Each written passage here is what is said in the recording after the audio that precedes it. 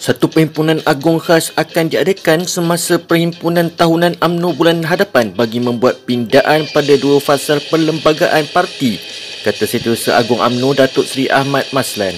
Beliau berkata perhimpunan itu akan diadakan selepas ucapan dasar Presiden pada 13 Januari di Pusat Dagangan Dunia Putra Kuala Lumpur, dan notis untuk perhimpunan itu telah diberikan menerusi surat bertarikh 13 Disember lepas kepada Ketua Bahagian, Setiausaha Bahagian serta Setiausaha Wanita, Pemuda dan Puteri UMNO.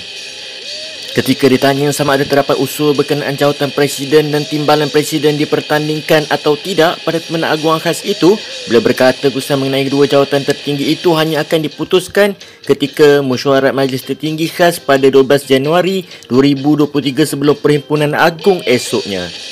Katanya pindaan itu antaranya melibatkan fasa 20-11 untuk disesuaikan dengan Akta Anti Lompat Parti. Khairi Jamaluddin kini menjadi ahli UMNO bahagian Sungai Buloh, tempat dia bertanding dalam PRU 15 dan bukan lagi di bahagian Rembau. Khairi berkata dia memutuskan untuk memindahkan keahliannya ke Sungai Buloh kerana berasa tidak adil jika dia mengabaikan kawasan itu setelah tewas dalam PRU yang lalu. Khairi menjadi ahli Parlimen Rembau selama 3 penggal bermula pada 2008. Namun pada PRU lalu, kepimpinan BN memutuskan untuk mencalonkannya di Sungai Buloh yang merupakan kubu kuat PH.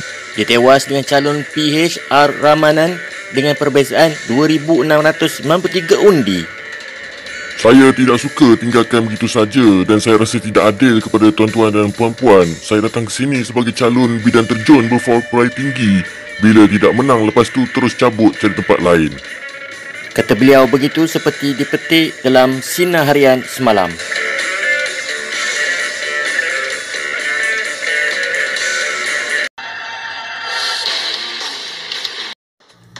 Beri ruang dan peluang kepada Perdana Menteri Datuk Seri Anwar Ibrahim melaksanakan tanggungjawabnya mentadbir negara, kata Pengerusi Pakatan Harapan Melaka Ali Zahari.